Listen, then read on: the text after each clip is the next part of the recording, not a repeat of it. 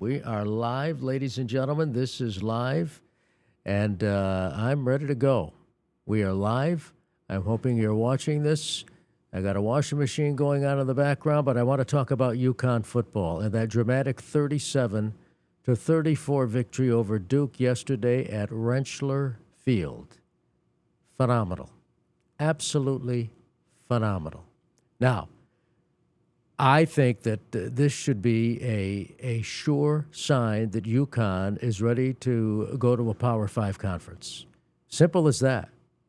In my opinion, in order for the basketball program, one of the elite programs in the country, men and women, but in order for that program to remain elite, they have to go big-time college football. I mean, that's the way of the world. That's the way of college football. That's the way the landscape is in 2025 and beyond. And that's why that win over Duke was enormous, because it proved to the Power 5 conferences that UConn can go big time in football. There's always been this dispute about, well, should we bring UConn in because they're good in basketball, but their football, Yes, you should bring UConn in. First of all, Rentschler Field was electric on Saturday. And that electricity managed to translate through the television screen. And I was watching it on television. But the crowd was loud. The crowd was vociferous. The crowd got into it. It was not a sellout, but there was a big crowd. And I'll tell you what, you'll start selling them out if you go to a Power 5 conference. Now, what does that mean? It means UConn's going to have to leave the Big East. It means they're going to have to pay a price, obviously, to leave the Big East and join one of the Power 5 conferences. Right now, the more realistic one would be the ACC. But don't tell me that Boston College belongs in the ACC and UConn does not. I'm sorry. I mean, that's a perfect example. Go to the ACC. That's where UConn belongs. But that game over Duke, that win over Duke was electric, a back-and-forth game. The defense, by the way, kept giving up points until the end. When the defense finally needed a stop, the UConn defense, they got the stop on the last Duke drive of the game. But UConn's got to make a move here. There's just no two ways about it. And the way they make the move is to go to a Power 5 conference. Now, the next thing they have to do, they have got to tear up Jim Mora's contract and give him a new one. They're going to go to another bowl game this year. That's another bowl game under Mora. They're going to have, what are they now, 7-3 with a win? They host Air Force in their final home game on Saturday coming, and then they play Florida Atlantic on the road to wrap up the season. So they could very well be 9-3. What's Air Force, 2-6? So they're going to go to another bowl game. They beat North Carolina last year at the Fenway Bowl. I think it was the Wasabi Bowl, whatever they call it. But my point is this. UConn has got to go big time in football. There's just no two ways about it. And the notion that for these conferences, well, I don't know if UConn could succeed big time football. Yes, they can. And Jim Mora is the man. I don't think there's any two ways about it. Even the broadcasters, I thought, brought up a good point.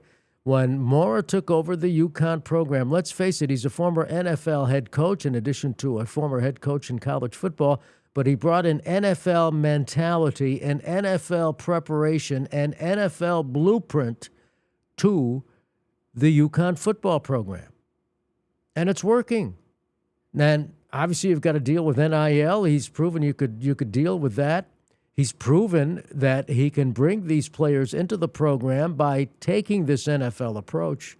That was a statement win by UConn over Duke on Saturday. Statement win. In so many ways. A statement to the Power 5 conferences, in my opinion, particularly to the ACC. Yes, UConn can be part of the big boy network. Absolutely. And UConn has got to be admitted. There's just no two ways about it. If you're going to have BC, what's Boston College now? 1-9 football, 1-9 under Bill O'Brien, who obviously is getting his nose out of joint because when he gets questioned at a news conference about his program, he says it's only the second year, we're rebuilding, you're only emphasizing the negative. Well, that's fine. But you had a better year last year in your first year, and you're going to have to turn it around big time. And the BC basketball program is not what the UConn basketball program is. So don't tell me BC belongs in the ACC and UConn does not. Big, big win for the Huskies. And like I said, so many ways. And now what they have to do is take the next step. There'll be a penalty leaving the Big East. It's going to cost millions. Not that that has stopped any college before. But if UConn does not go big-time college football, they're going to be left in the dust. And being an independent is not going to cut it. The only independent that can make it in football is Notre Dame. That's it.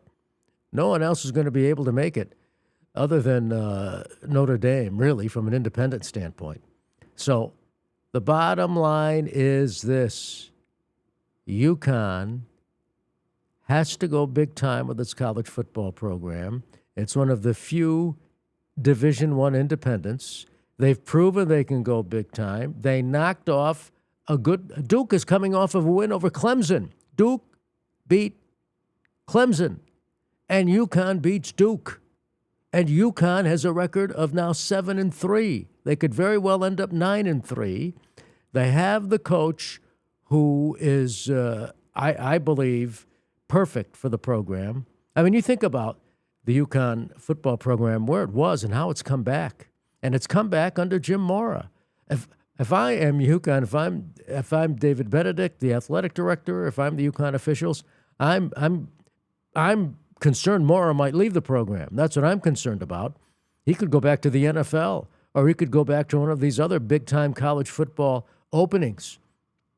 If I am Benedict, the UConn AD, I'm the UConn administration, I am bringing Mora in now, and I am saying, let's sit down and talk contract. I think he's got a $10 million deal. Let's tear up this contract. What do you want? We want you to stay here. You have brought the program to the next step. We want you now to bring it to the ultimate step. Meanwhile, we are going to fight like the dickens in order to get into a Power 5 conference. That's our promise to you. You're fulfilling your promise to us. We want to reward you. And furthermore, we're going to come up with the ultimate reward, and that's get into a Power 5 conference.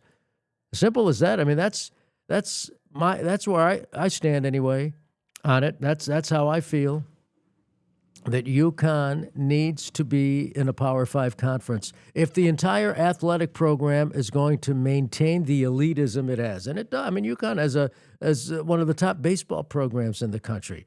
Basketball, obviously, in many cases, men and women, second to none.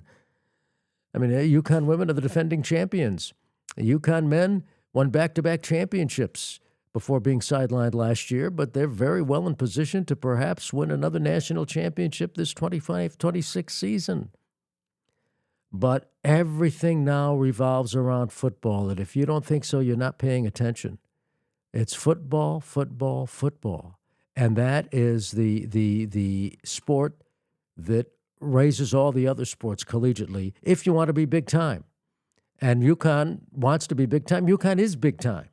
But the question becomes, particularly from a basketball standpoint, it's big time. The question becomes, do you want to remain big time?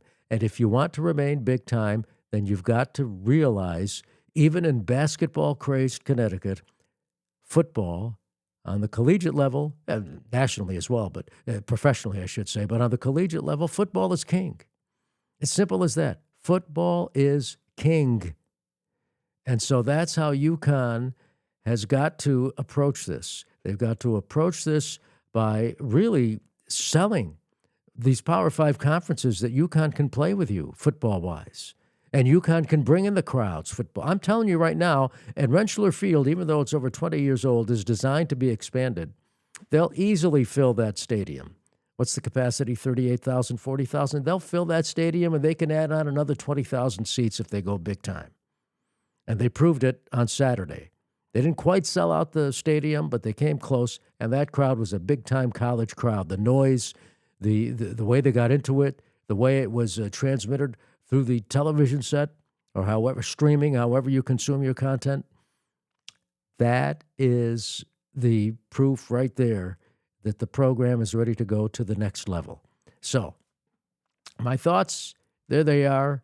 UConn football has got to go big time. And by big time, I mean it can no longer be an independent. It's got to be part of a Power Five conference. You'll have to face the realization basketball is going to leave the Big East.